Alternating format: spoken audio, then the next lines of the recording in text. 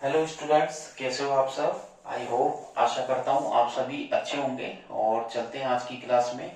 और आज की जो क्लास रहेगी वो आपके केमिस्ट्री यानी कि रसायन विज्ञान की रहेगी। और आज की क्लास में जो हम आगे कंटिन्यू करने वाले हैं, जो मेटल्स के ओर्स हैं यानी कि अयस्कों के बारे में हम लोग पढ़ रहे थे कि धातुओं के अयस्क कितने, जैसे कि जो मेटल होती है धातु, उसका अयस्क का नाम क्या है, उसका फॉर्मूला क्या है, तो उसके बारे में हम लास्ट क्लास में डिस्कस कर रहे थे। आज की क्लास में उसे कंटिन्यू करेंगे। और मैंने आपको ओर्स के बारे में बताया था, ठीक है। ओर्स के बारे में, अयस्कों के बारे में और मिनरल्स के बारे में भी बताया था। तो बने रहिए RG sir ocean of science के साथ और चलते हैं आज की क्लास में, कंटिन्यू करते हैं।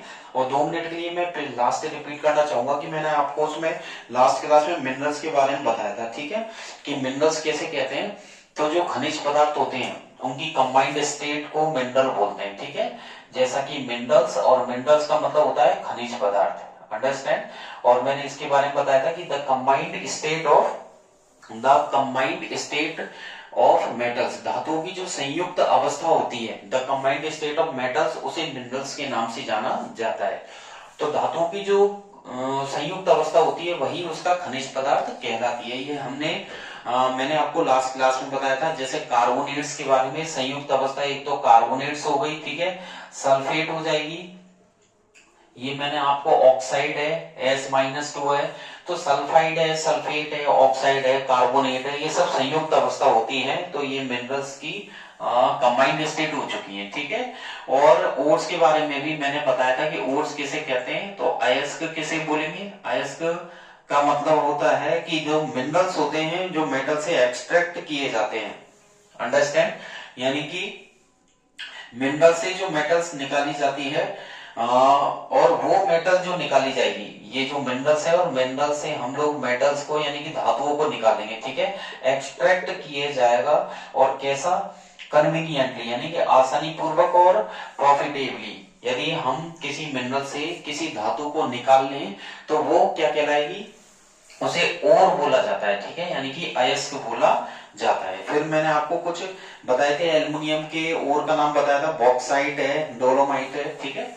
लिस्ट भी हम लोगों ने स्टार्ट कर दी थी, तो उसे कंटिन्यू करेंगे और बनाते हैं। यहाँ पर दोबारा से मैं एक बार लिस्ट तैयार कर देता हूँ, तो देख लीजिएगा। यहाँ पर तो मैं लिखने जा रहा हूँ, जो फर्स्ट नाम रहेगा वो मेटल का रहेगा, देन उसके ओर का नाम। तो फर्स्ट रहेगा मेटल, तो यहाँ पर लिस्ट हो गया मेटल यानी कि धातु, ठीक है, यहाँ पर लिख दिया मैंने धातु। देन फिर आपका ये रहेगा और ओर का मतलब ये हो गया अयस्क, ठीक है, तो उस मेटल का अयस्क हो जाएगा। देन यहाँ पर केमिकल कंपोजिशन लिखेंगे हम लोग, ठीक है, यहाँ पर रहेगा उसका फॉर्मूला। तो यहाँ पर मैं लिख देता हूँ केमिकल कंपोजिशन, अंडरस्टैंड। ये हो गया केमिकल कंपोजिशन यानी कि उसका फॉर्मूला हो जाएगा। तो ये मेटल, ओके, ये उसके ओर का नाम, देन इधर आपका फॉर्मूला हो जाएगा।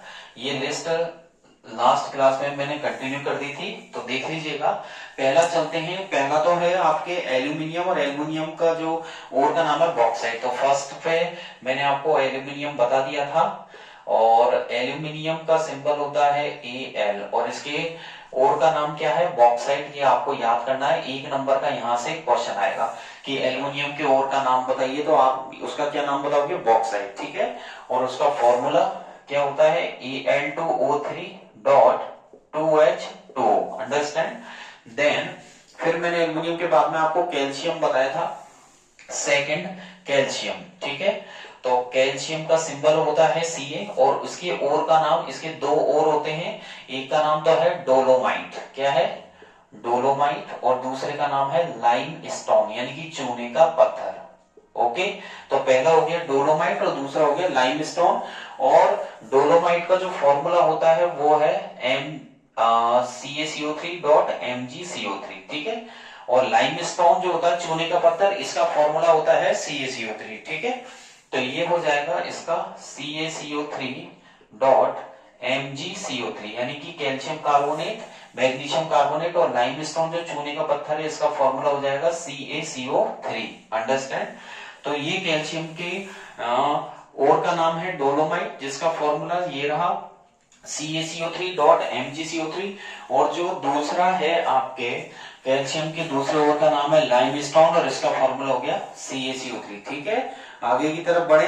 कॉपर के ओर का नाम चलते हैं आगे, थर्ड नंबर है कॉपर, और कॉपर पे बढ़ते हैं तो कॉपर का सिंबल Cu और इसके ओर का नाम है मेलेकाइट। क्या है? मेलेकाइट। और जो मेलेकाइट होता है वो कॉपर का ओर होता है, अंडरस्टैंड। और इसका जो फॉर्मूला होता है वो है CuCO3 डॉट CuOH का होल ट्वाइस, यानी कि copper carbonate dot copper hydroxide. तो CuCO3 डॉट CuOH का होल ट्वाइस, अंडरस्टैंड। आगे की तरफ चलेंगे हम। अगला लेते हैं लीड, और लीड का मतलब हो गया प्लम्बम, और लीड के और का नाम है गैलेना। क्या है? GALE यानी गैलेना। और इसका जो फॉर्मूला हो गया वो हो गया PbS, यानी कि इसमें सल्फर की गंदगी है तो ये हो गया लेड सल्फाइड। ठीक है, तो जो गैलेना है आपसे पूछेगा कि लीड के ओर का नाम और उसका फॉर्मूला बताइए, तो ये 1 नंबर का है, आधा नंबर का उसका नाम हो गया।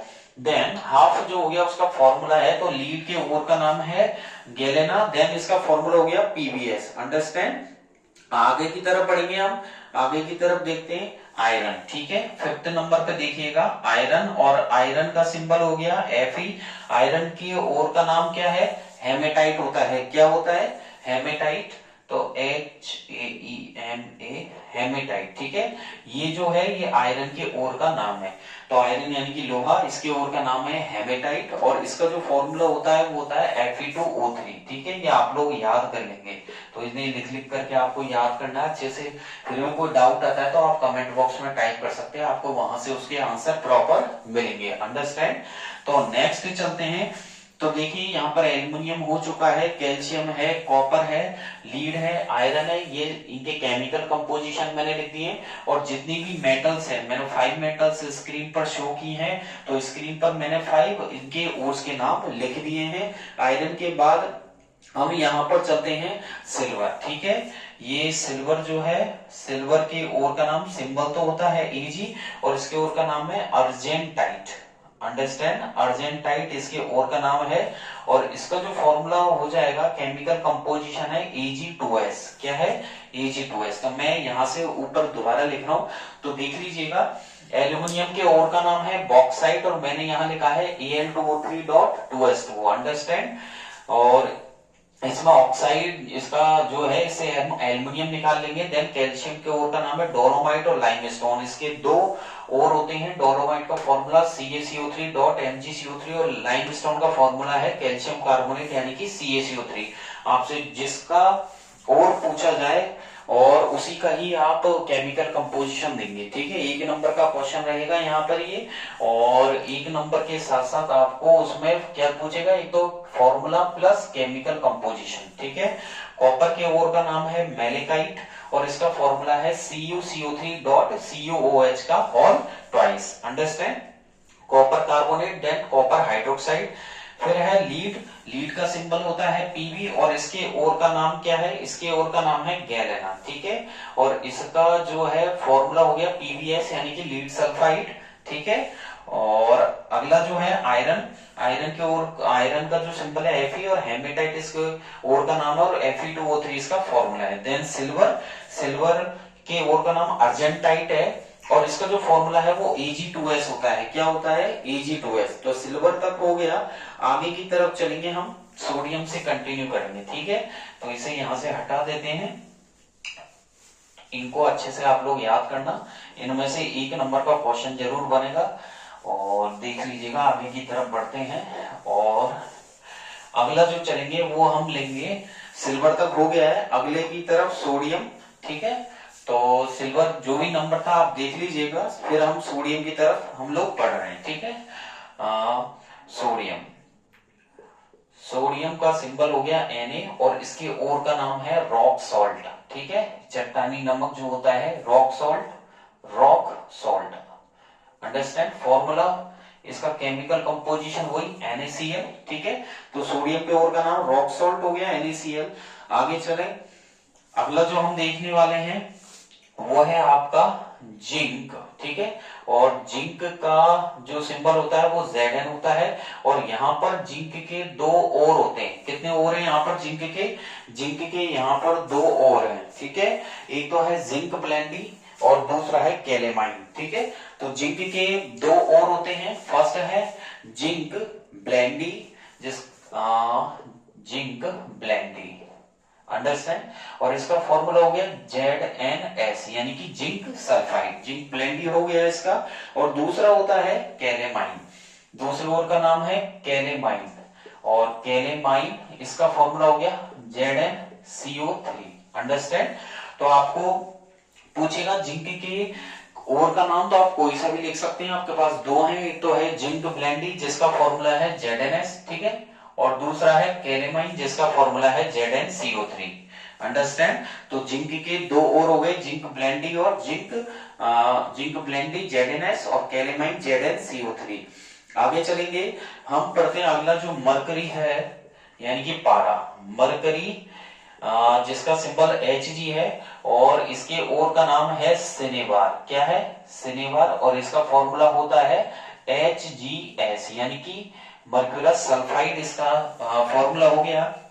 तो मरकरी जिसका सिंबल Hg है, इसके और का नाम है सिनेबार और इसका फॉर्मूला हो गया HgS, यानी कि मर्क्यूरस सल्फाइड, अंडरस्टैंड।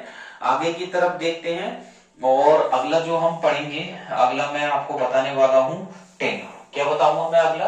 आपको टिन बताऊंगा, और टिन का जो सिंबल होता है वो होता है Sn। तो टिन ये भी एक मेटल है, और इसका सिंबल हो गया Sn, और इसका जो और है उसका नाम है कैसीटेराइट, ठीक है। क्या है? कैसीटेराइट, ये आपको याद रखना है, कैसीटेराइट ये टिन के और का नाम है, अंडरस्टैंड। और इसका जो फॉर्मूला है यानी कि केमिकल कंपोजिशन वो है SnO2, अंडरस्टैंड। तो देखिए सोडियम के और का नाम रॉक सॉल्ट है, और इसका जो फॉर्मूला है वो है यानी कि केमिकल कंपोजिशन NaCl। जिंक के दो और होते हैं, जिंक ब्लेंडी और कैलेमाइन, जिंक ब्लेंडी जिंक सल्फाइड हो गया ZnS, calamine ZnCO3, understand. Mercury है, मरकरी के और का नाम है सिनेबार, क्या है सिनेबार, और इसका जो केमिकल कंपोजिशन है यानी कि फॉर्मूला वो हो गया HgS mercurous sulphide. Then tin इसका सिंबल होता है Sn, और इसका जो और का नाम है वो है कैसीटेराइट, ठीक है, और इसका फॉर्मूला हो गया SnO2। ये आपको एक नंबर में अच्छे से कर लेना, आपको एक नंबर यहाँ पर अच्छे से प्रोवाइड करवाएंगे, ठीक है। ये आपके कुछ और हैं जिसमें देखिएगा इंपॉर्टेंट तो सभी हैं, इनको अच्छे से आप लोग कर लेना, एक नंबर का यहाँ से क्वेश्चन बनता है। और अब हम जो बढ़ने वाले हैं आगे की तरफ टॉपिक है वो है एक्सट्रैक्शन ऑफ मेटल्स, यानी कि धातुओं का हम एक्सट्रैक्शन पढ़ेंगे यहाँ पर, किस तरीके से जो मेटल्स है मेटल्स को निकाला जाता है। तो नेक्स्ट टॉपिक जो रहने वाला है वो है एक्सट्रैक्शन ऑफ मेटल्स, यानी कि धातुओं का निष्कासन बोल सकते हो, या धातुओं को जब हम मेटल्स होती है तो मेटल्स डायरेक्ट जो मार्केट में हम लोग लेते हैं वो आती कहां से हैं, उनको किस तरीके से प्योरीफाई किया जाता है, क्या मेथड है कि किसी मेटल्स जब निकाली जाती है तो उसके साथ कौन कौन सी इम्प्योरिटीज होती है। हम भी मार्केट से अगर कुछ लेके आते हैं तो उसमें कई तरीके की इम्प्योरिटीज आ जाती है, ठीक है, तो उसको भी हम प्योरीफाई करते हैं घर पे भी, ठीक है। तो यहाँ पर जो टॉपिक रहेगा वो है आपके एक्सट्रैक्शन ऑफ मेटल्स।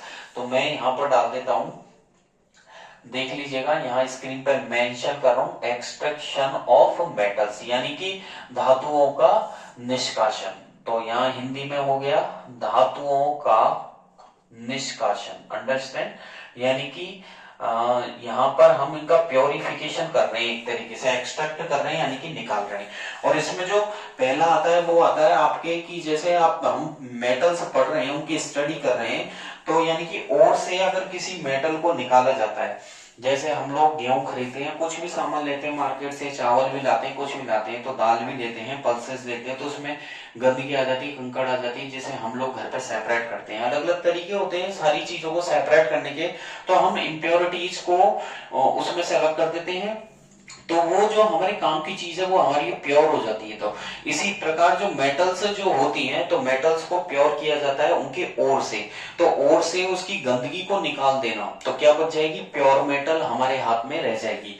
तो यानी कि ओर से यदि मेटल को निकाल देते हैं, उसकी गंदगी को अलग कर देते हैं, उससे इम्प्योरिटीज को अलग कर देते हैं, तो वो एक तरीके की मेटलर्जी कहलाती है। क्या कहलाती है वो? धातु विज्ञान, जिसे मेटलर्जी बोला जाता है। यानी कि एक ऐसी प्रोसेस जिसमें मेटल्स को एक्सट्रैक्ट किया जाता है, यानी कि the process of extraction of pure metal, यानी कि शुद्ध धातु को एक्सट्रैक्ट करने की process, the process of extraction of pure metals from its ore, उसके ओर से, यानी कि जो कंबाइंड स्टेट निकलती है, जो जिसमें सब कुछ है, उसमें से शुद्ध धातु को अलग करने की जो प्रक्रिया है वो हमारे क्या कहलाती है? मेटलर्जी कहलाती है। अंडरस्टैंड?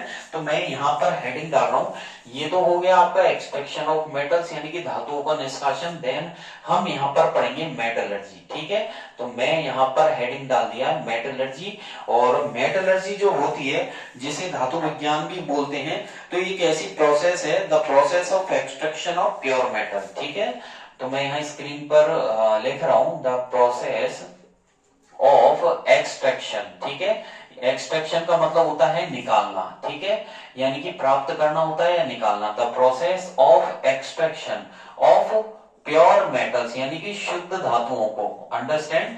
तो मैंने स्क्रीन पर लिखा है the process of extraction of pure metals. ठीक है, कहां से निकालेंगे? उसके ओर से, फ्रॉम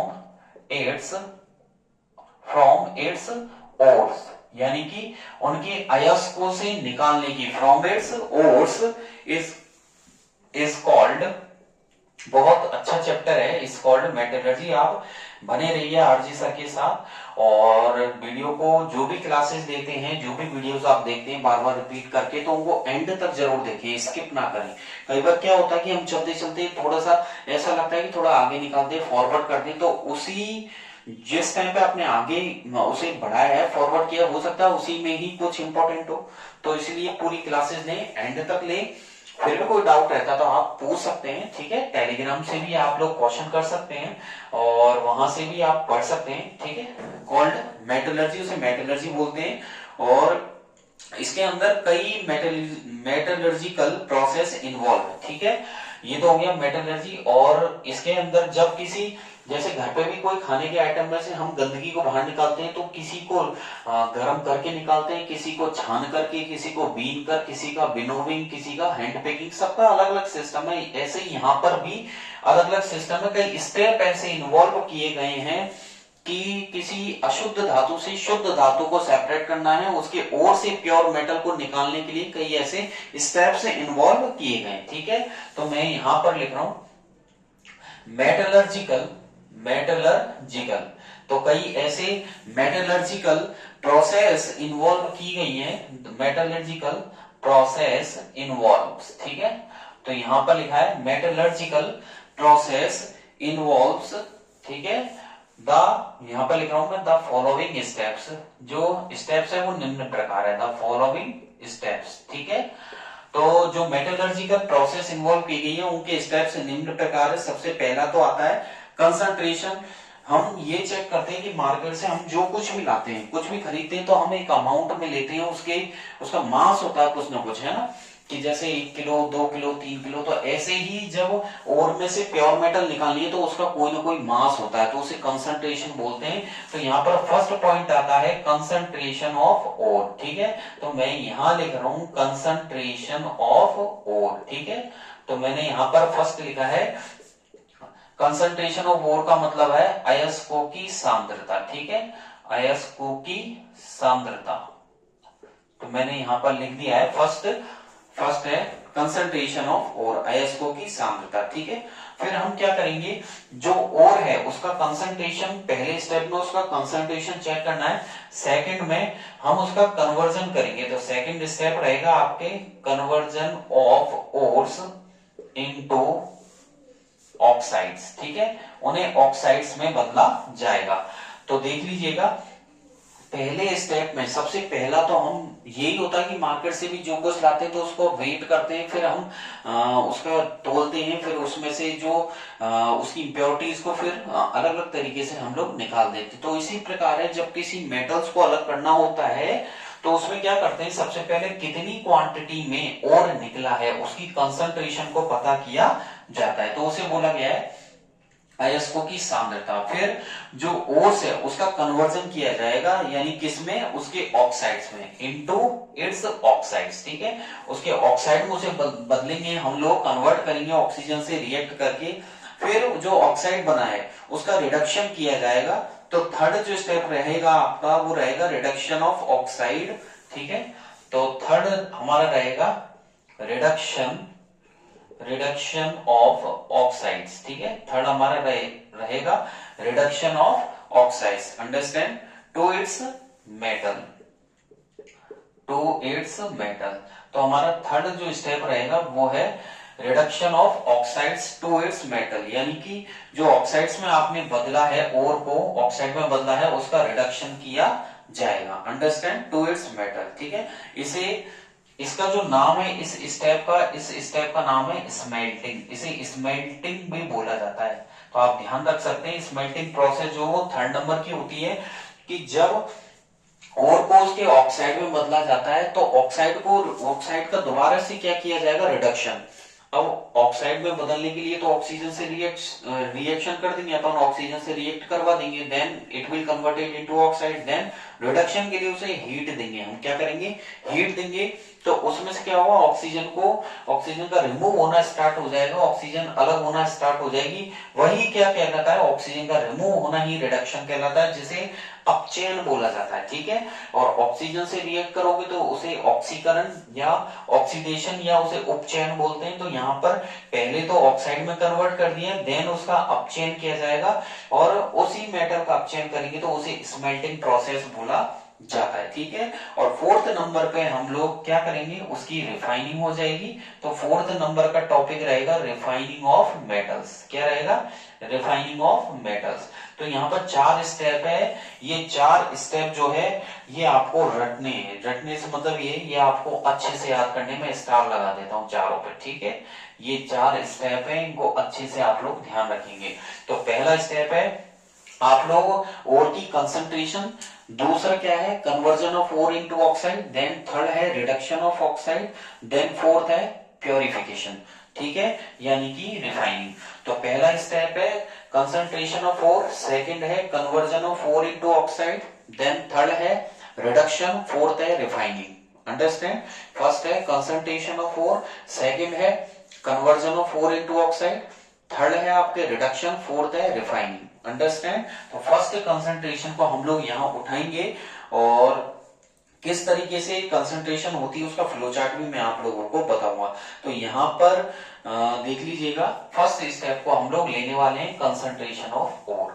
तो आपके टॉपिक चलेगा, और ये थोड़ा सा बड़ा टॉपिक है, और काफी लंबा चलने वाला टॉपिक है ये, और आप इसमें से दो से 3 नंबर के क्वेश्चन जरूर बनेंगे इसमें से। ठीक है, यहाँ से 2 से 3 नंबर के क्वेश्चन बनने वाले हैं, और काफी लंबा टॉपिक है, अच्छा है, इंटरेस्टिंग है, तो बने रहिएगा। ठीक है, और आगे की तरफ देख लीजिएगा। अब मैं जो आपको बताने वाला हूँ वो है आपके जो ओर्स है ना, उसके फ्लो चार्ट में आपको बताऊंगा कि किस तरीके से हम उसे अलग करेंगे। ठीक है, तो मैं यहाँ पर हेडिंग डालने वाला हूँ फ्लो चार्ट। ठीक है, तो यहाँ पर फ्लो चार्ट है, और फ्लो चार्ट ऑफ ओर्स। ठीक है, और से मतलब है अयस्कों का, फ्लो चार्ट से मतलब है कि यहाँ पर जो अयस्क है तो उसकी कंसंट्रेशन को हम लोग, अब भाई मेटल्स को हम लोग सेपरेट कर रहे हैं, तो कई तरीके की मेटल्स होती हैं, कई तरीके की मेटल से मतलब होता है, कुछ मेटल्स हाईली रिएक्टिव होती हैं, कुछ मीडियम रिएक्टिव भी होती है, और कुछ लो रिएक्टिव भी होती है। अब जैसे कि जनरल सा एग्जांपल लें, घर में कोई चीज है हम लोग अलग करते हैं, तो कुछ चीज जल्दी से गर्म होकर हो जाती है, कम हीट पर ही हो जाती है अलग, कुछ क्या है कि बहुत ज्यादा हीट देनी पड़ती है, तो सबका तरीका अलग अलग होता है। तो ऐसी मेटल्स भी कई तरीके की हैं। अगर रिएक्टिविटी के सीरीज के आधार पर देखें तो हाईली, मीडियम और लो रिएक्टिव है, और सबका अलग अलग नेचर होता है। तो उसी प्रकार है यहाँ पर हीटिंग प्रोसेस सबकी, किसी को कम हीट, किसी को एक बार में कोई प्योर हो जाती है, कोई 2 बार में होती है। ठीक है, तो यहाँ पर देख लीजिएगा, सबसे पहले तो मैं मेंशन कर रहा हूं यहाँ पर ओर्स। ठीक है, और ओर्स का मतलब होता है अयस्क, तो मैंने यहाँ स्क्रीन पर लिखा है, देख लीजिएगा, ओर्स। ओर्स के बाद, ओर्स से मतलब पहला जो टॉपिक हो गया वो आपके पहला फ्लो चार्ट का हो गया कंसंट्रेशन। ठीक है, कंसंट्रेशन ऑफ ओर्स। तो पहले सबसे पहले हम क्या पता करेंगे, ओर्स, और ओर्स में सबसे पहला हो गया कंसंट्रेशन ऑफ ओर्स। तो फ्लो चार्ट बना रहा हूं मैं, आप भी यहाँ पर बनाइएगा, स्क्रीन से नोट कीजिएगा, ठीक है, और आसानी पूर्वक नोट कीजिएगा अच्छे से। कोई डाउट हो तो पूछ सकते हैं। कंसंट्रेशन ऑफ ओर, और इसमें हम metals of high reactive, medium reactive और लो रिएक्टिव 3 प्रकार की मेटल्स को अलग करने वाले हैं, ठीक है। तो यहाँ पर आप देख लीजिएगा, मैं 3 प्रकार की मेटल्स को अलग करूंगा, ठीक है। तो ये मैंने बना दिया है। यहाँ पर 3 मेटल्स किस प्रकार, इस तरीके की 3 सीरीज बन जाएंगी। यहाँ पर देख लीजिए, यहाँ पर 3 सीरीज इस प्रकार से बनेंगी, ठीक है। ये हो गया आपका फर्स्ट, ठीक है, देन ये हो जाएगा आपका सेकंड, और इधर मैं लिख देता हूं थर्ड, ठीक है। यहां पर मैं लिख रहा हूं metals of highly reactive, metals of highly reactive. तो मैंने यहां पर लिखा है मतलब अधिक क्रियाशील धातु, metals of highly reactive, understand. ये हो जाएगा मेटल्स ऑफ मीडियम रिएक्टिव। तो यहां पर मैं लिख रहा हूं मेटल्स ऑफ मीडियम रिएक्टिव, ठीक है। तो मैंने लिखा है यहाँ metals of highly reactive, medium reactive, और थर्ड यहाँ पर तो मेटल्स ऑफ हाईली रिएक्टिव लिखा है, या हाई रिएक्टिव लिख दीजिए, ये मीडियम रिएक्टिव, और थर्ड पे हम लिखने जा रहे हैं मेटल्स ऑफ लो रिएक्टिव,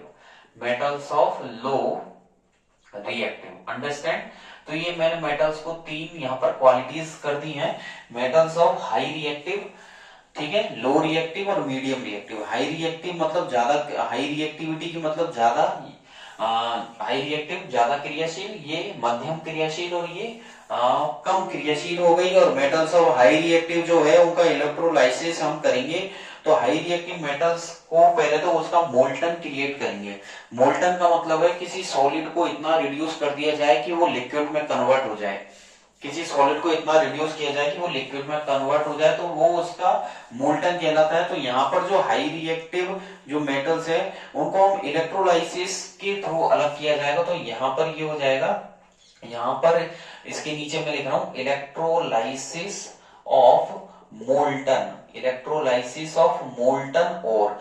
यहाँ पर मैंने लिखा है मोल्टन और, क्या यानी कि किसी सॉलिड की लिक्विड कंडीशन का हम यहाँ पर इलेक्ट्रोलाइसिस करने वाले हैं, इलेक्ट्रोलाइसिस ऑफ मोल्टन और, ठीक है।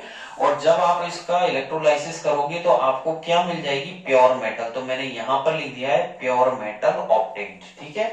आपको शुद्ध धातु यहाँ पर प्राप्त हो जाएगी, शुद्ध धातु, ठीक है। तो इस प्रकार हमें यहाँ पर शुद्ध धातु मिल जाएगी। तो अगर कोई मेटल्स हाई रिएक्टिव है तो हम क्या करेंगे, अगर कोई मेटल्स हाई रिएक्टिव है तो हम उसको यहाँ पर इलेक्ट्रोलाइसिस किया जाएगा। इलेक्ट्रोलाइसिस करने के साथ, इलेक्ट्रोलाइसिस या इलेक्ट्रोलाइटिक बोल दीजिए, यानी कि सॉल्यूशन से हम करंट फ्लो करेंगे, वहां पर इलेक्ट्रोड लगा करके कैथोड एनोड 2 इलेक्ट्रोड लेंगे और सॉल्यूशन से इलेक्ट्रिक करंट फ्लो करके हम कोई भी इम्प्योर मेटल को प्योर में कन्वर्ट कर सकते हैं। तो हमें वहां पर प्योर मेटल मिल जाएगी। मेटल्स ऑफ जो मीडियम रिएक्टिव है, इसके 2 तरीके हैं, इसमें 2 तरीके की गंदगी होती है। एक तो ये कार्बोनेट ओर वाला रहता है और एक सल्फाइड ओर। यानी कि मेटल्स ऑफ मीडियम रिएक्टिव में 2 प्रकार की गंदगी है। एक तो है कार्बोनेट, मैंने यहाँ लिखा है कार्बोनेट ओर, ठीक है, और दूसरा है यहां पर है सल्फाइड ओर, ठीक है। तो मैंने यहां पर लिखा है कार्बोनेट और दूसरा सल्फाइड और, इसके ब्रैकेट में लिख रहा हूं मैं CO3 और यहां पर लिख रहा हूं S-2 और यहां पर CO3-2। तो देख लीजिएगा, कार्बोनेट और यानी कि कार्बोनेट की गंदगी और दूसरा है सल्फाइड और यानी कि सल्फर की गंदगी, CO3-2 और वहां S-2, अंडरस्टैंड। और जो कार्बोनेट की गंदगी है तो उसको अलग करने की जो प्रोसेस है उसका नाम है कैल्सिनेशन। आपको याद रखना पड़ेगा कार्बोनेट की इंप्योरिटीज, यदि मीडियम रिएक्टिव एलिमेंट है और उसमें यदि कार्बोनेट की गंदगी है, कार्बोनेट इंप्योरिटीज है, तो उसको अलग करने के लिए जिस प्रोसेस का यूज किया जाएगा that will be known as calcination. और यदि मीडियम रिएक्टिव और उसमें सल्फर की इंप्योरिटीज है तो उसे अलग करने के लिए जिस प्रोसेस का यूज किया जाएगा वो है रोस्टिंग। क्या है वो? रोस्टिंग, उसे रोस्टिंग बोलते हैं। तो कैल्सिनेशन जो प्रोसेस है, it is a process to use to remove carbonate impurities from, ठीक है, मीडियम रिएक्टिव जो ओर्स है, और सल्फर की गंदगी होती है तो सल्फाइड की इम्प्योरिटीज होती है, सल्फर की इम्प्योरिटीज उसे रोस्टिंग से अलग करेंगे। और यहाँ पर कैल्सिनेशन और रोस्टिंग हो गया, इन दोनों को फिर हम इसमें यहाँ पर ये जो होगा, यहाँ पर इनको ऑक्साइड बदलेंगे। तो मैं यहाँ पर लिख रहा हूँ ऑक्साइड ऑफ मेटल्स, तो इसको पहले ऑक्साइड में बदल देंगे, ठीक है। तो कैल्सिनेशन और रोस्टिंग में ये ऑक्साइड में कन्वर्ट हो जाएगा, देन रिडक्शन, देन प्योरिफिकेशन, ठीक है। फिर हम ऑक्साइड के बाद इसका करेंगे रिडक्शन, क्या करेंगे, रिडक्शन ऑफ मेटल्स, ठीक है, उसका रिडक्शन हो जाएगा। देन लास्ट में प्योरिफिकेशन यानी कि रिफाइनिंग हो जाएगी, तो मैंने लास्ट में लिख दिया है प्योरिफिकेशन। तो देख लीजिएगा, कैल्सिनेशन और रोस्टिंग में ये ऑक्साइड हो गया, देन रिडक्शन टू मेटल्स हो जाएगा, reduction to metals then purification of metals, ठीक है, उस धातु का प्योरिफिकेशन हो जाएगा। तो यदि कोई धातु मीडियम रिएक्टिव है तो उसमें अगर कार्बोनेट की इंप्योरिटीज है तो उसे कैल्सिनेशन कहा जाएगा। ये 1 नंबर की डेफिनेशन है। यहां से 1 नंबर का क्वेश्चन बनेगा कि व्हाट इज कैल्सिनेशन, आप लिख देना इट इज अ प्रोसेस, ये कैसी प्रक्रिया है। टू वैसे बताऊंगा आगे भी, आगे क्लास लेते रहिए, आपको पता लग जाएगा। It is a process to remove carbonate impurities from its ore, ठीक है। ऐसे ही रोस्टिंग भी एक प्रकार की प्रोसेस है जिसमें सल्फर की गंदगी होती है, उसको अलग करने के लिए उसमें हीट देते हैं, उसको ऑक्साइड में कन्वर्ट करते हैं, उसे रोस्टिंग कहा जाता है। जैसे हम चनों को रोस्ट करते हैं ना, जो चने आते हैं उन्हें भूनते हैं अपन, तो एक तरीके से ये भूनने वाली प्रोसेस है, ठीक है। और इसमें फिर दोनों ही प्रोसेस में कॉमन में क्या हो रहा है, दोनों ही प्रोसेस में देखो पहले ऑक्साइड में बदला जा रहा है, देन रिडक्शन हो रहा है, और देन लास्ट में प्योरिफिकेशन हो रहा है, ठीक है। जैसे यहां पर भी हुआ था प्योर, तो उसी प्रकार प्योरिफाई हो गया। जो लो रिएक्टिव है उसमें सल्फाइड्स की इंप्योरिटीज होती है, जो लो रिएक्टिव मेटल्स है उसमें किसकी इंप्योरिटीज होती है, सल्फाइड्स, ठीक है। तो मैं यहाँ लिख रहा हूँ सल्फाइड्स, ठीक है। और ये हो जाएगा सल्फाइड्स और, ठीक है। और उसमें सल्फर की गंदगी होती है, तो वो कौन सी प्रोसेस हो गई, वो रोस्टिंग ही हो गई। तो सल्फाइड का मतलब हो गया रोस्टिंग, और रोस्टिंग देख लीजिएगा यहाँ पर मैं लिख रहा हूँ स्क्रीन पर रोस्टिंग। तो सल्फर की गंदगी को दूर करने के लिए जो प्रोसेस होती है वो रोस्टिंग है, ठीक है। और रोस्टिंग में वही आपने जो लास्ट मैंने यहाँ पर बताया था कि दोनों में किस में बदलेंगे, ऑक्साइड में यहाँ पर बदला जाएगा, ठीक है। तो ऐसे ही यहाँ पर जैसे ही ऑक्साइड बदलोगे तो मेटल्स आपको मिल ही जाएगी, उस मेटल्स की लास्ट में क्या हो जाएगी, रिफाइनिंग या प्योरिफिकेशन। तो यहाँ पर लिख दिया मैंने रिफाइनिंग। तो आप देख लीजिएगा, अगर लो रिएक्टिव मेटल है तो उसमें सल्फर की गंदगी होती है, उसे रोस्टिंग बोला जाता है। देन उसमें मेटल्स आपको जो मिलेगी वो प्योरीफाई होके मिलेगी। तो ये एक फ्लो चार्ट है, इस फ्लो चार्ट के हेल्प से ही मैं आपको आगे लेके चलने वाला हूँ, ठीक है। ये मैंने खुद के उससे एनालिसिस से आपको बता दिया है कि जो ओर होता है उसका सबसे पहले कंसंट्रेशन होता है, तो यहाँ पर कंसंट्रेशन ऑफ ओर हो गया है। देन ये 3 प्रकार से मेटल्स होती है, metals of high reactive, metals of medium reactive और मेटल्स ऑफ लो रिएक्टिव, यानी कि अधिक क्रियाशील, यहां पर लिख देता हूं मैं अधिक क्रियाशील, ठीक है। ये बहुत क्रियाशील हो गया, और ये मध्यम क्रियाशील हो गया, मध्यम क्रियाशील, ठीक है, अंडरस्टैंड। और ये हो गया कम क्रियाशील, ये कम क्रियाशील धातु हो गई। अगर अधिक क्रियाशील है, हाईली रिएक्टिव है, तो इनका क्या करेंगे, इनका इलेक्ट्रोलाइसिस, अगर कोई मेटल ज्यादा रिएक्टिव है, बहुत ज्यादा हाईली रिएक्टिव है, तो उसको इलेक्ट्रोलाइसिस प्रोसेस से सेपरेट किया जाता है। ध्यान रखना, आपसे क्वेश्चन 1 नंबर में ये पूछ सकता है कि हाईली रिएक्टिव मेटल्स को कौन सा तरीका है, which method is used to purify the high reactive metals. Which of the following MCQs में पूछ ले एबीसीडी वाले क्वेश्चनों में, which of the following method is used to purify highly reactive metals. तो आपको वहां देगा ऑप्शन रोस्टिंग, कैल्सिनेशन, इलेक्ट्रोलाइसिस, या और कोई दे दे, रिडक्शन दे दे, कुछ भी, तो आप क्या करोगे वहां इलेक्ट्रोलाइसिस पे वहां टिक करोगे, ठीक है, इलेक्ट्रोलाइसिस। तो हाईली रिएक्टिव को इलेक्ट्रोलाइसिस ऑफ मोल्टन और मैंने लिखा है, मोल्टन का मतलब किसी सॉलिड का रिडक्शन करके उसकी लिक्विड फॉर्म बना देना, दैट इज द मोल्टन। तो मोल्टन और का इलेक्ट्रोलाइसिस किया जाएगा, इसे इलेक्ट्रोलाइटिक भी हम लोग बोल सकते हैं। देन आपको शुद्ध धातु यहाँ पर मिलने वाली है, प्योर मेटल्स। अगर कोई मेटल्स मीडियम रिएक्टिव है तो क्या करेंगे, उसमें 2 प्रकार की गंदगियां आ जाती हैं, एक तो कार्बोनेट की आ जाती है, दूसरा अगर सल्फर की आ जाए, सल्फाइड की। अगर कार्बोनेट कार्बोनेट की अगर इम्प्योरिटीज है तो उसको अलग करने के लिए जिस प्रोसेस का यूज किया जाएगा दैट इज द कैल्सिनेशन, और सल्फर की गंदगी है और उसको दूर करने के लिए जिस प्रोसेस का यूज किया जाएगा that is the roasting. Understand? तो काम दोनों में एक ही होगा, कैल्सिनेशन और रोस्टिंग में कॉमन क्या हो रहा है, दोनों में कन्वर्जन ऑक्साइड में ही हो रहा है। दोनों में क्या हो रहा है, देखो दोनों के नीचे मैंने कॉमन ही लिखा है, तो दोनों में ही कन्वर्जन ऑक्साइड में किया जा रहा है, फिर उसमें रिडक्शन किया जा रहा है। देन रिडक्शन के बाद आपको जो मेटल मिलने वाली है, जो धातु मिलने वाली है, वो आपको प्योर मिलने वाली है। अंडरस्टैंड?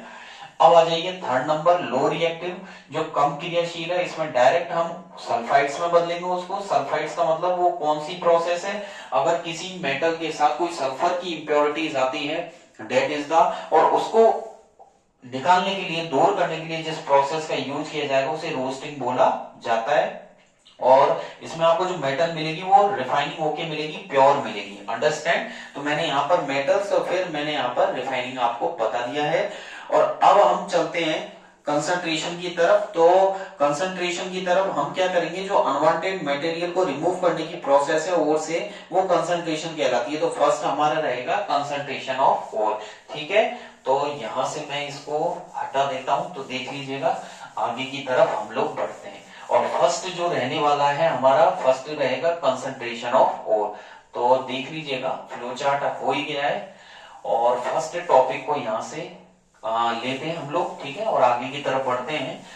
तो देख लीजिएगा फर्स्ट जो रहेगा, मैं यहाँ हेडिंग डाल देता हूँ कंसंट्रेशन ऑफ ओर। ठीक है, तो फर्स्ट नंबर डाल दिया मैंने और यहाँ पर हेडिंग भी डाल दी है कंसंट्रेशन, कंसंट्रेशन ऑफ ओर्स, यानी कि अयस्कों की सांद्रता। तो हिंदी में हो गया ये हेडिंग आपकी, अयस्कों की सांद्रता। अंडरस्टैंड? तो यानी कि सबसे पहले हम क्वांटिटी चेक करेंगे। ठीक है, और ओर से जो इम्प्योरिटीज होती है, अनवांटेड मटेरियल को रिमूव करना, जो गेन वो कहलाता है।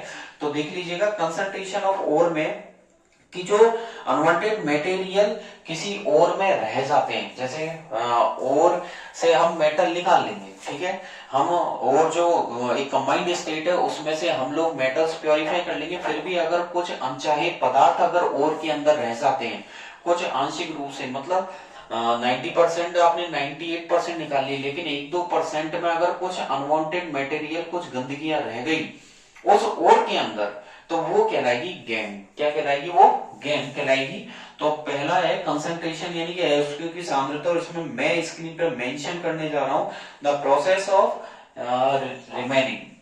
तो यहां पर मैंने लिखा है द प्रोसेस ऑफ रिमेनिंग, जो बच जाती है, द प्रोसेस ऑफ रिमेनिंग, जो ओर के अंदर, द प्रोसेस ऑफ एक second, the process of remaining नहीं, रिमूविंग। अंडरस्टैंड? रिमेनिंग नहीं, रिमूविंग, अलग करना। ठीक है, तो रिमेनिंग नहीं है, द प्रोसेस ऑफ रिमूविंग। ठीक है, उसे निकालना, the process of removing unwanted materials. ठीक है, अनचाहे पदार्थों को, अनवांटेड मटेरियल, अनवांटेड मटेरियल का मतलब है जो उसकी गंदगी है। ठीक है, और यह अनवांटेड मटेरियल को क्या बोलते हैं? इन्हें बोलते हैं गैंग। ठीक है, GANGUE। ठीक है, तो जो अनवांटेड मटेरियल है GANGUE गैंग, तो ये क्या करेंगे, जो प्रोसेस है उससे निकालने की, तो निकालने की जो प्रोसेस है अनवांटेड मटेरियल, और अनवांटेड मटेरियल को यहाँ पर गेन बोला जाता है। अनवांटेड मटेरियल और किससे निकालोगे आप? From an ore, from an ore is called, उसे हम क्या बोलते हैं? फर्स्ट स्टेप, यानी कि कंसंट्रेशन ऑफ ओर, उसे ही कंसंट्रेशन ऑफ ओर्स बोला जाता है। ठीक है, तो यानी कि जो गंदगी है उसे निकालने की उसके ओर से, तो मैंने यहाँ लिखा फ्रॉम एन ओर, यानी कि अयस्कों से अनवांटेड मटेरियल को रिमूव करने की जो पहली प्रोसेस है that is known as concentration of ore, उसे अयस्कों की सांद्रता कहा जाता है। ये हमारी फर्स्ट प्रोसेस है। और इसमें क्या करेंगे, जो कंसंट्रेशन ऑफ ओर है, इसमें ओर से अनवांटेड जो मटेरियल है जिसे गेन बोला जाता है उसे अलग कर दिया जाएगा। ठीक है, और इसमें भी जैसे कि मैंने आपको बताया था कि मैग्नेट का हो गया कैसीटेराइट SnO2 है, कई सारे मैंने एल्युमिनियम का भी मैंने आपको बताया था बॉक्साइट है, सिल्वर का अर्जेंटाइट है। तो इस तरीके से जो अलग अलग मेटल्स हैं उनके अलग अलग मेथड यूज होते हैं, जैसे अर्जेंटाइट के लिए अलग है, बॉक्साइट के लिए अलग है, ठीक है, सिनेवार के लिए अलग है। तो ये आपका फर्स्ट स्टेप है, और आज की क्लास में तो इतना ही करेंगे। नेक्स्ट जो स्टेप रहने वाला है सेकंड है, वो है आपका conversion of ore into its oxide. तो सेकंड मैं आपको बताऊंगा कन्वर्जन, सेकंड जो रहेगा कन्वर्जन ऑफ ओर्स, जो ओर्स का कन्वर्जन है इनटू इट्स ऑक्साइड, उसके ऑक्साइड में किस प्रकार से बदलता है। ठीक है, तो सेकंड हमारा रहेगा conversion of ore into oxides. ठीक है, और इसमें भी तीन प्रकार से है, हाई रिएक्टिव, मीडियम रिएक्टिव और लो रिएक्टिव। तो conversion of ore into oxides है, उसमें हम जो पढ़ेंगे वो पहले मेटल्स का एक्सट्रैक्शन पढ़ेंगे, ऐसी मेटल्स, उन मेटल्स का एक्सट्रैक्शन करना बताऊंगा जो रिएक्टिविटी सीरीज में बिल्कुल नीचे की तरफ आती है, जो नीचे की तरफ सेट होती है। तो इसमें हम जो पढ़ने वाले हैं, इसमें हम पहला पढ़ेंगे एक्सट्रैक्शन ऑफ मेटल्स। ठीक है, एक्सट्रैक्शन ऑफ मेटल्स, उन धातुओं का हम लोग यहाँ पर एक्सट्रैक्शन पढ़ेंगे, ठीक है, जो नीचे की तरफ होती है, which are low in the reactivity series, यानी कि जो रिएक्टिविटी सीरीज में बिल्कुल नीचे की तरफ होती है। ठीक है, तो मैंने यहाँ पर हेडिंग सेकंड जो मैं आपको नेक्स्ट क्लास में बताऊंगा वो है ओर का ऑक्साइड में कन्वर्जन, और इसमें हम लोग पढ़ेंगे उन मेटल्स का एक्सट्रैक्शन, यानी कि उन्हें हम निष्कासित करेंगे, उनको हम बाहर निकालेंगे, उन धातुओं को हम बाहर निकालेंगे जो कहां पर होगी, रिएक्टिविटी सीरीज में नीचे की तरफ होंगी, which are low at reactivity series. तो इसमें मैं आपको मरकरी के बारे में बताऊंगा। ठीक है, तो मैं आपको इसमें एक तो मरकरी और एक मैं कॉपर के बारे में, ठीक है। तो मरकरी के जो ओर का नाम है वो है सिनेवार, और इसका मैंने आपको बताया था ओर जो है वो है मर्क्यूरस सल्फाइड HGS। ठीक है, और यहाँ पर मैं सल्फर जो कॉपर है ये तो हो गया मरकरी के ओर, और कॉपर का भी मैं आपको बताऊंगा Cu2S जो इसका ओर है, तो इसके बारे में भी मैं आपको नेक्स्ट क्लास में बताऊंगा। आज की क्लास में इतना ही करेंगे, ठीक है। और RG sir ocean of science के साथ बने रहना, ठीक है। अल्टरनेट आपकी क्लासेस आई रही हैं, जैसे कि आज केमिस्ट्री की है, तो नेक्स्ट आपके फिजिक्स की आएगी। जैसे ही फिजिक्स में हमारे जो चैप्टर चल रहा है humanised and the colourful world चल रहा है, उसे आप कंटिन्यू कीजिए, जिसमें हम लोग डिफेक्ट्स पे पहुंच चुके हैं, और आगे भी मैं जल्दी ही वो आपका जो है chapter humanised and the colourful world उसे कंप्लीट करूंगा। देन मैं आपको इलेक्ट्रिसिटी की तरफ लेके चलूंगा, विद्युत धारा की तरफ। तो आपकी एग्जाम से पहले मैं आपको फिजिक्स कंप्लीट करके दे दूंगा, ठीक है। तो आप कंटिन्यू और don't worry from my side, और कंटिन्यू क्लास लेते रहें, रेगुलरिटी अपनी रखें बराबर। कोई आपके समझ में नहीं आती है तो आप वीडियोस को बार बार देखें, उसको बार बार, हो सकता है एक बार में देखने पर या एक बार में पढ़ने पर समझ में नहीं आता, तो आप क्लिप को बार बार उसे रिपीट कीजिएगा, ठीक है। तो आज की रही ये केमिस्ट्री की क्लास, और इसमें भी यदि आपको कोई डाउट रहा हो, कोई आपको ऐसा पॉइंट कि हमारे नहीं समझ में आया थोड़ा सा, तो आप जब इस क्लासेस को लोगे तो उसमें आप कमेंट बॉक्स में टाइप कर देना कि जो भी आपका डाउट है, तो वहां से भी आपको सेटिस्फाइड आंसर मिलेंगे, ठीक है। डिस्क्रिप्शन में मैंने टेलीग्राम की लिंक दी हुई है, RG sir ocean of science के नाम से, ठीक है।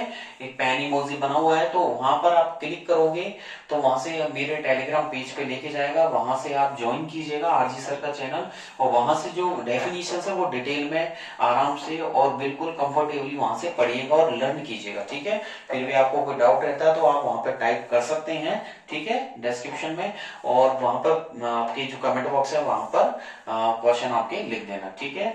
और लाइक तो बनता ही है, और ज्यादा से ज्यादा शेयर कीजिएगा, और बेल आइकन पे जरूर क्लिक कर देना, जिससे क्या है कि जब भी मेरी क्लासेस आएंगी तो सबसे पहले आपको वहां नोटिफिकेशन मिल जाए, जिससे आपको वो टेंशन ना हो कि सर की अगली क्लास कब आएगी, ठीक है। कई बार ये रहता है कि सर कब क्लासेस लेंगे, ठीक है, इवनिंग में या नून में, तो उससे क्या टेंशन फ्री हो जाते हैं। तो बेल आइकन पे जरूर क्लिक कर दीजिएगा और बने रहिए, ठीक है, आरजी सर के साथ, और ज्यादा से ज्यादा रिपीट कीजिएगा और याद कीजिएगा। थैंक यू, आज का दिन आपका बहुत अच्छा हो। Thank you, bye bye.